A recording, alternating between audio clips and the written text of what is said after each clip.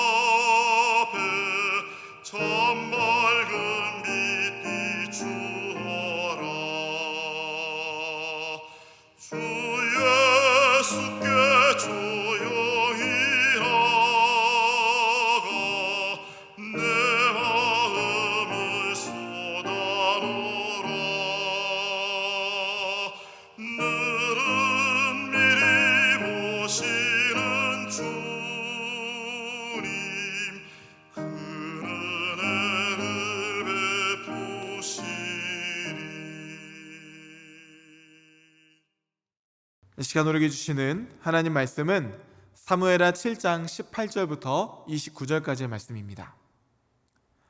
다윗 왕이 여호와 앞에 들어가 앉아서 이르되 주 여호와여, 나는 누구이오며 내 집은 무엇이기에 나를 여기까지 이르게 하셨나이까? 주 여호와여, 주께서 이것을 오히려 적게 여기시고 또 종의 집에 있을 먼 장래의 일까지도 말씀하셨나이다. 주 여호와여, 이것이 사람의 법이니이다. 주 여호와는 주의 종을 아시오니 다윗이 다시 주께 무슨 말씀을 하오리이까? 주의 말씀으로 말미암아 주의 뜻대로 이 모든 큰 일을 행하사 주의 종에게 알게 하셨나이다. 그런즉 주 여호와여, 주는 위대하시니 이는 우리 귀로 들은 대로는 주와 같은 이가 없고 주 외에는 신이 없음이니이다. 땅의 어느 한 나라가 주의 백성 이스라엘과 같으리이까? 하나님이 가서 구속하사 자기 백성으로 삼아 주의 명성을 내시며 그들을 위하여 큰 일을, 주의 땅을 위하여 두려운 일을 애국과 많은 나라들과 그의 신들에게서 구속하신 백성 앞에서 행하셨사오며 주께서 주의 백성 이스라엘을 세우사 영원히 주의 백성으로 삼으셨사오니 여호와여, 주께서 그들의 하나님이 되셨나이다. 여호와 하나님이여, 이제 주의 종과 종의 집에 대하여 말씀하신 것을 영원히 세우시며 말씀하신 대로 행하사 사람이 영원히 주의 이름을 크게 높여 이르기를 만군의 여호와는 이스라엘의 하나님이라 하게 하옵시며 주의 종 다윗의 집이 주 앞에 견고하게 하옵소서. 만군의 여호와 이스라엘의 하나님이여, 주의 종의 귀를 여시고 이르시기를 내가 너를 위하여 집을 세우리라 하셨으므로 주의 종이 이 기도로 주께 간구할 마음이 생겼나이다. 주 여호와여, 오직 주는 하나님이시며 주의 말씀들이 참되시나이다. 주께서 이 좋은 것을 주의 종에게 말씀하셨사오니 이제 청하건대 종의 집에 복을 주사 주 앞에 영원히 있게 하옵소서. 주 여호와께서 말씀하셨사오니 주의 종의 집이 영원히 복을 받게 하옵소서 하니라. 아멘. 함께 기도하시겠습니다. 언제나 찬양받으시기 합당하신 주님, 오늘도 이 세상을 하나님의 은혜 위에 세우시고 우리에게 생명 주심도 감사드립니다. 이 백성은 내가 나를 위하여 지었나니 나를 찬송하게 하려 함이니라 말씀하신 것처럼 오늘 하루 우리의 삶이 하나님을 찬송하는 삶이 되게 하여 주시옵소서. 이 시간 주님의 말씀을 듣습니다. 말씀을 들을 때에 저희 마음 가운데 빛이 되시고 등불이 되어주사 오늘 하루도 하나님의 소망으로 환하게 밝혀나가는 복된 하루가 되게 하여 주시옵소서. 우리의 소망이 되시는 예수 그리스도의 이름으로 간절히 기도하옵나이다. 아멘. 할렐루야. 네, 오늘은 다윗의 기도에는 특별한 것이 있다라는 제목으로 하나님 말씀 전하도록 하겠습니다. 다윗이 온 이스라엘의 왕이 된 이후에 가장 먼저 한 일은 그가 하나님의 법궤를 다윗성으로 옮겨온 것이었습니다. 우리는 여기서 다윗 왕의 그 마음자리를 살펴볼 수가 있는데요, 법궤에는 분명한 이념이 있기 때문에 그렇습니다. 출애굽 이후에 하나님께서 모세에게 법궤를 만들라고 지시하셨던 그 분명한 목적이 있었죠. 출애굽기 25장 22절 말씀을 보면 거기서 내가 너와 만나고 속죄소 위 곧 법궤에 있는 두 그룹 사이에서 내가 이스라엘 자손을 위하여 내게 명령할 모든 일을 내게 이르리라. 법궤는 하나님께서 임재하시는 장소이고 그렇기 때문에 하나님의 말씀을 듣기 위한 장소라는 것이죠. 그런 의미에서 다윗이 가장 먼저 여호와의 법궤를 그의 성으로 옮겨왔다는 것은 이스라엘의 예배의 본질, 그 본질의 회복을 우리가 기대해 볼 수가 있는 것입니다. 법궤를 옮기는 것은 그가 하나님께 여쭙고 하나님께서 주신 말씀을 듣기 위함이기 때문입니다. 사울이 잃어버렸던 정신이 바로 이것이었습니다. 순종이 제사보다 낫고 듣는 것이 수량의 기름보다 낫다고 말씀하시는 그 예배의 본질을 다윗이 찾고자 했던 것이죠. 다윗은 하나님 앞에서 자신을 늘 주의 종으로 낮추며 기도하는 사람이었습니다.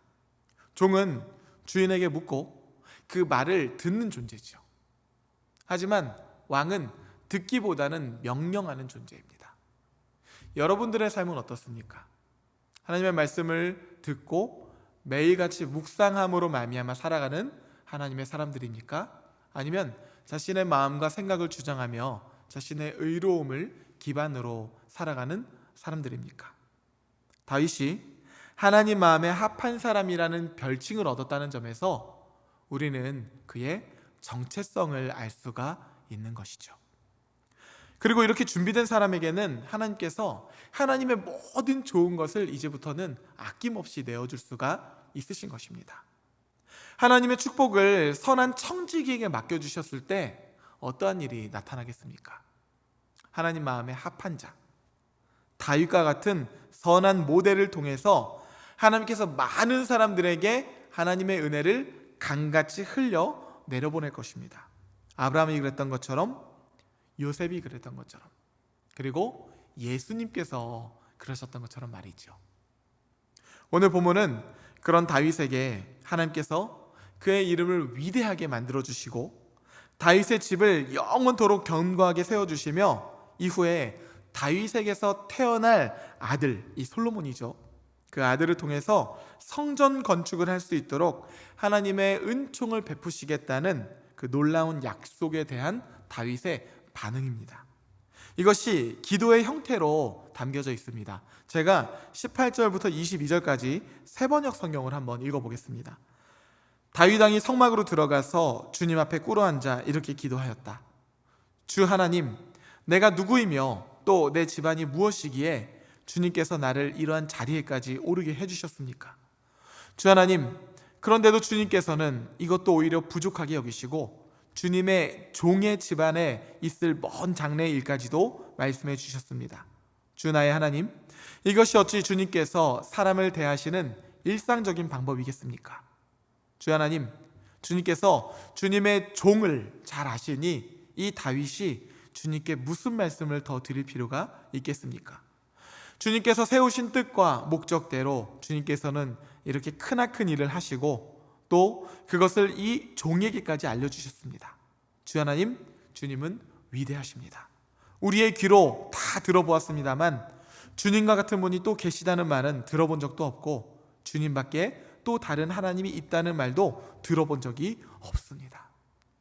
다윗이 여호와께서 주신 이 언약의 말씀에 감사하며 지금 법궤 앞에서 감사 기도를 올리고 있는 것이에요. 자신이 무엇이며 자신의 집이 도대체 무엇이기에 이렇게 감당할 수 없는 은혜를 베풀어 주셨는지 여쭙고 있는 것이죠. 지금 우리가 본 이 다윗의 짧은 기도문에 주의 종이라는 단어가 몇 번 기록되어 있는지 아십니까? 3번 기록되어 있습니다. 그리고 오늘 본문 18절부터 29절 다윗의 기도문 전체를 통틀어서는요, 주의 종이라는 단어가 10번이나 기록이 되어 있어요. 우리는 이것을 통해서 하나님 앞에서 다윗 자신의 정체성을 분명하게 엿볼 수 있는 것이죠. 다윗은 이스라엘의 왕이지만 다윗에게는 주 여호와 하나님께서 왕이 되시는 것입니다. 그리고 하나님께서는요, 이 땅 가운데 꿈꾸셨던 하나님의 나라가 다윗 왕국을 통해서 그대로 이루어지길 또한 바라고 계시는 것이죠. 하나님은 다윗에게 영원한 언약을 약속하십니다. 영원, 히브리어로는 올람이라는 단어인데요, 다윗의 집, 그의 나라, 왕위가 순간적인 것이 아니라 영원할 것이라는 하나님의 약속인 것이죠. 다윗은 하나님의 집과 하나님의 성전을 짓겠다고 기도하지만 하나님은 오히려 하나님께서 다윗의 집과 다윗의 가문을 세우시겠다고 말씀하시는 것이죠. 이심전심이에요. 하지만 우리가 사울을 통해서 그리고 엘리 제사장 가문을 통해서 분명하게 배워야 할 것이 하나 있습니다. 사실은 이들 또한 하나님으로부터 동일한 영원이라는 약속을 선물로 받은 자들이기 때문이었어요. 그런데 왜 영원이라는 약속을 받은 하나님의 사람들이 영원을 누리지 못하고 순간적인 존재가 되어버렸는가? 왜 그렇게 무너지는 인생이 되어버렸는가? 혹시 하나님께서 약속을 지키시지 않으시는 하나님은 아니신가? 이런 의문이 들 수도 있어요. 그런데 그것이 아니라 우리가 기억해야 할 것이 분명히 있다는 것이에요. 영원은요, 지킬 수 있는 자에게 주시는 하나님의 축복의 선물이라는 것이죠. 영원은 보상이 아니라 하나님의 선물이라는 것입니다. 그렇기 때문에 사실 이 영원이라는 개념은 누구에게나 주어지는 공평한 하나님의 선물이라고 할 수가 있습니다. 그 공평한 영원의 선물을 영원으로 지키는 사람, 그 사람을 하나님께서는 지금도 찾고 계시는 것이죠. 하나님 마음에 합한 사람, 이 시대의 다윗을 말이죠. 오늘 본문 다윗의 기도는요, 응답해달라는 간구의 기도가 아닙니다. 하나님 말씀에 자신이 응답하겠다는 다윗의 기도예요. 주님, 말씀하옵소서. 주의 종이 듣겠나이다. 그리고 행하겠나이다. 사실 다윗의 마음 가운데에도 왜 이런저런 계획들이 없었겠습니까? 그리고 그 계획을 충분히 펼쳐낼 재력과 권력도 있었죠. 하지만 다윗은 하나님께 간구의 기도를 펼쳐내다가도 하나님께서 주시는 말씀이 있으면 그쪽으로 자신의 기도의 물꼬를 터서 하나님께 자신이 응답하는 기도로, 그리고 자신이 하나님 말씀에 순종하겠다는 기도로 그 끝을 맺었습니다. 왜냐하면 자신이 주의 종이기 때문에 그래요. 여러분, 기도는요, 내가 처한 상황보다 더 큰 세계를 보는 경험이죠. 또한 내 계획보다 더 큰 계획을 품으신 하나님을 만나는 일입니다. 그렇기 때문에 우리가 두 주먹을 불끈 쥐기보다는 두 손을 먼저 모으는 일이 우선인 것입니다. 성도 여러분, 여러분에게는 부푼 꿈과 치밀한 계획을 무위로 돌릴 수 있는 겸손의 기도의 골방이 있으십니까? 이렇듯 하나님의 크심을 아는 자는 자신의 작음을 알며 겸손하게 살아갈 수가 있는 것이죠. 그리고 하나님은 그런 자신을 낮추는 자를 높이시며 그런 사람들을 하나님의 영혼으로 연결시켜서 우리를 우뚝 세워주신다 말씀하시는 것입니다.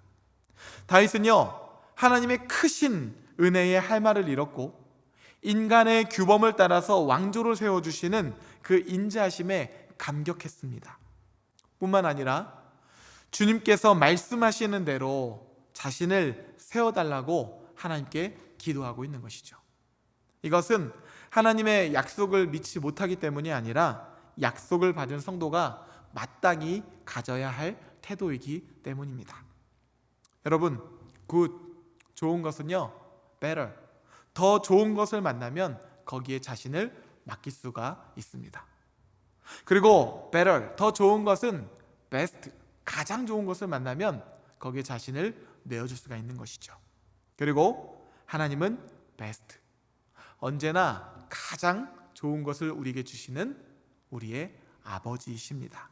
사랑하는 성도 여러분, 오늘 특별히 다윗의 이 기도, 주의 말씀을 주의 종이 듣겠나이다, 그리고 주의 종이 행하겠나이다, 이렇게 하나님께 응답하는 기도를 드리고 응답하는 삶을 살아감으로 말미암아 여러분들 삶 가운데도 하나님의 영원이라는 축복이 마르지 않고 충만하게 흘러넘치는 그러한 복된 하루가 되시기를 주님의 이름으로 간절히 축복합니다. 함께 주기도문 하시겠습니다. 하늘에 계신 우리 아버지여, 이름이 거룩히 여김을 받으시오며 나라가 임하시오며 뜻이 하늘에서 이루어진 것 같이 땅에서도 이루어지이다.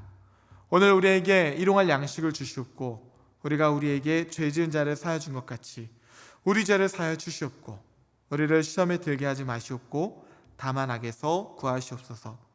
나라와 권세와 영광이 아버지께 영원히 있사옵나이다. 아멘.